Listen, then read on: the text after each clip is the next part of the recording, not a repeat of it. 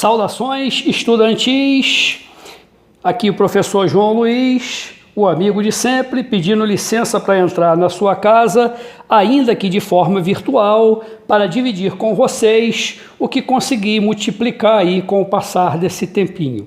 Bom, hoje vamos fazer a aula 2 aí da eletroquímica. Nós estamos diante de um esquema de uma célula ou cela eletroquímica, que também é chamada de célula ou célula galvânica, ok? Essa é a nossa aula número 2.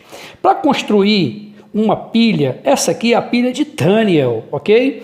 Para construir uma pilha, eu preciso de 2 recipientes, aqui está um, aqui está o outro. Preciso de uma engenhoca igual essa aqui, que nós vamos chamar de ponte salina. Normalmente elas são feitas de vidro, tá? Dentro dessa ponte salina eu tenho um sal qualquer, tá? Também vou precisar de 2 lâminas de metais distintos e com potencial de oxidação diferentes, tá? Que mais que eu vou precisar? Vou precisar de um fio condutor, que é por onde os elétrons gerados pelo deslocamento causado por essa reação química vai fazê-los passar, tá ok? Então vamos lá, vamos entender isso aí de forma bem tranquila. Bom, dentro dessa primeira cuba eu tenho uma solução de sulfato de zinco. E imerso nessa solução de sulfato de zinco, eu tenho uma lâmina de zinco no seu estado fundamental. Portanto, eu tenho aqui o zinco no estado sólido. Do outro lado, eu tenho um outro recipiente, porém agora com uma solução de sulfato de cobre, por isso está aqui na forma aquosa, e imerso nele uma lâmina de cobre no estado fundamental, cobre zero, né?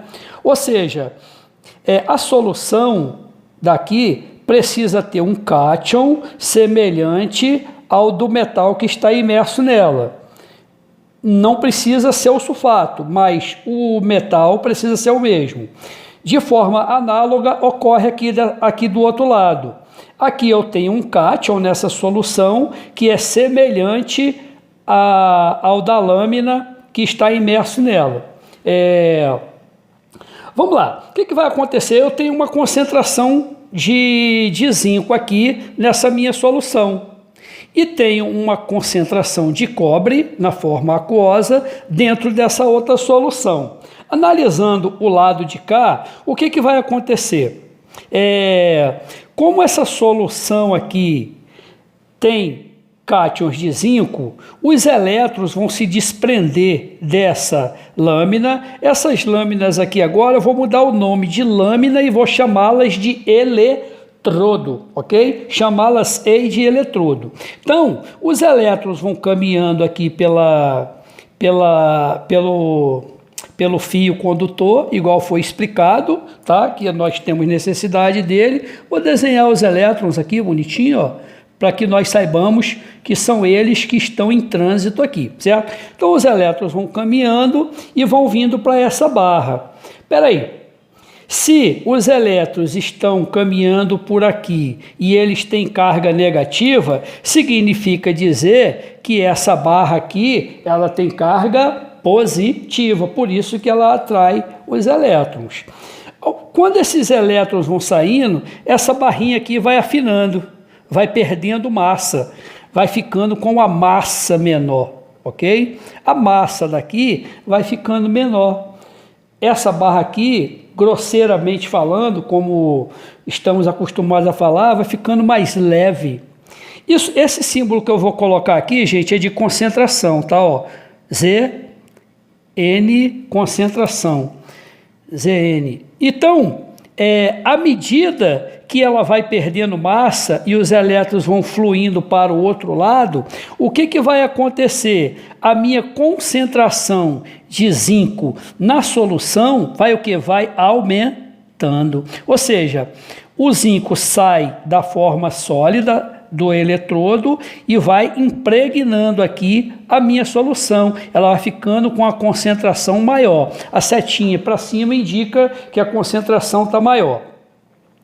Do outro lado aqui, vai acontecer o seguinte: o cobre da solução vai se depositando aqui nesse eletrodo. Então, ele vai aumentando de massa, ou seja, a massa desse eletrodo aqui vai aumentando, tá? E a concentração dele, João? A concentração agora da solução, tá? A concentração da solução vai diminuindo.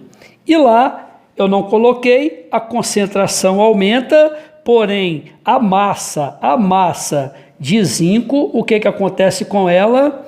Diminui, tá? Então, repassando aí, a massa desse eletrodo diminui, isso aqui é o Zn, e a concentração aumenta. Desse lado aqui, a massa aumenta e a concentração diminui. O que vai acontecer aqui? Olha, oxidar não é perder elétron. Quem está perdendo elétron não é esse eletrodo aqui? Então, se ele está perdendo eletrodo, aqui vai ocorrer a oxidação, certo? Se aqui ocorre a oxidação, desse outro lado aqui vai ocorrer a redução, certo? Oxidação e redução. Galera, seguinte, uma dúvida muito recorrente de vocês é saber, professor, quem é o cátodo, quem é o ânodo e bababá. Essa é uma dúvida muito recorrente, não é isso? Vamos dar uma olhada aqui. Se os elétrons estão caminhando para lá, é sinal que esse cara aqui tem um excesso de carga positiva e o polo positivo nós chamamos de cátodo, tá? Então, dessa forma, esse lado aqui é o ânodo, certo? Ânodo. Galera, só para finalizar, vou colocar aqui, ó, quem oxida perde elétron. No caso aqui, o zinco, ele era 0. Como ele passou para mais 2, veja que aqui as minhas cargas estão desbalanceadas. Aqui ela é 0, aqui ela é mais 2. Então, para esse 2 aqui virar um 0, eu vou precisar colocar 2 elétrons aqui. Pronto, balanceei a carga. Olha o que acontece com o cobre aqui. O cobre está 2+, e do outro lado da setinha, ele está 0. Mas aqui está desbalanceado. Eu vou precisar colocar 2 elétrons aqui, para que esses 2 elétrons aqui, 2 cargas negativas, mais 2 cargas positivas, dê 0, tá? Ó, 2 cargas positivas, 2 cargas negativas, deu 0. Galera, gostou? Curte, compartilha. Excelentes estudos aí para vocês. Fui!